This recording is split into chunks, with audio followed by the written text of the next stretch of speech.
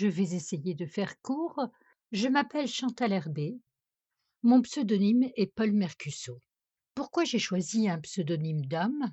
Parce que nous vivons dans un monde patriarcal. Il était plus facile de se faire éditer quand on était un homme que quand on était une femme. J'avais déjà envoyé mes manuscrits sous mon nom de jeune fille. J'ai choisi ce pseudonyme et il n'y a aucune raison particulière pour ce choix.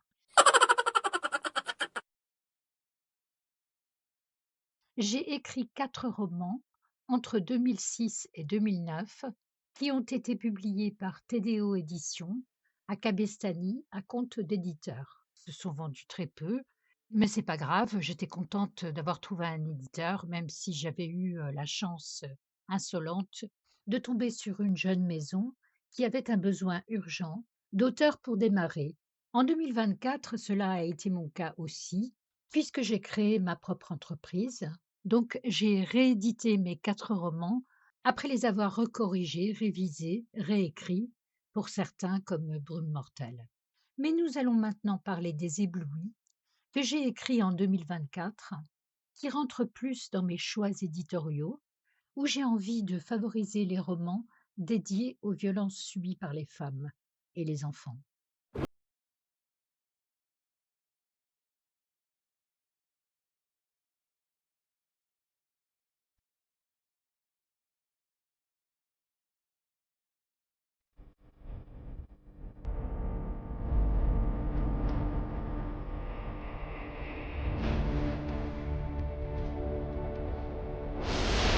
Eh bien, Les Éblouis, c'est l'histoire de 2 dames d'âge mûr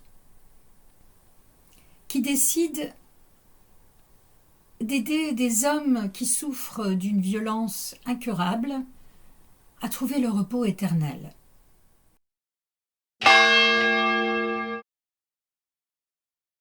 Elles vivent dans un petit village de Dordogne, dans lequel elles ont vécu toute leur vie et connaissent tout le monde, en particulier les hommes qui ont ce genre de problème, les hommes et les difficultés que les familles ont rencontrées.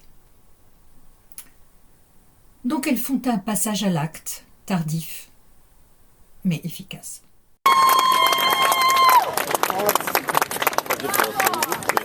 Elles fomentent une sorte de complot, un plan diabolique.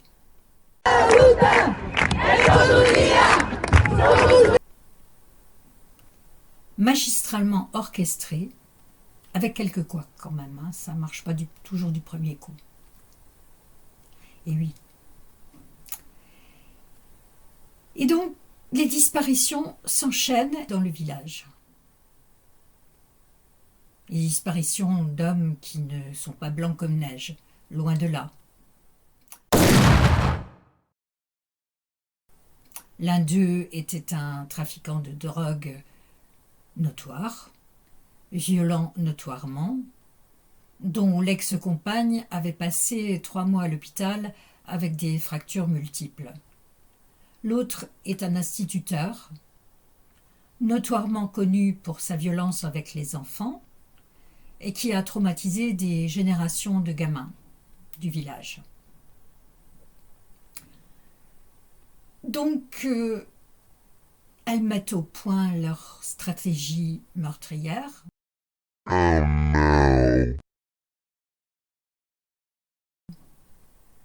Relativement efficace, redoutablement efficace. Mais il y a un petit grain de sable dans leur engrenage parfaitement huilé. L'adjudant d'Artancé. Oh. Un gendarme. Le chef d'Artancé. C'est qu'il est loin d'être bête, le chef d'Artancé.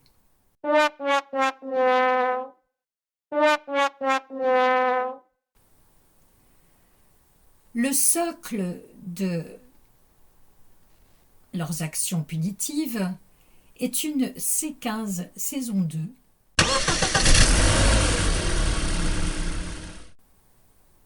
et malheureusement il n'y en a pas beaucoup dans la région. Donc, il y a eu un témoin. Et à partir de là, l'adjudant d'Artancé va remonter la piste et tomber sur ces femmes insoupçonnables. Qu'il ne va pas soupçonner, bien sûr. Mais quand même. Nonobstant, les disparitions continuent. Les 2 femmes ne vont pas s'arrêter à leurs 2 premiers meurtres.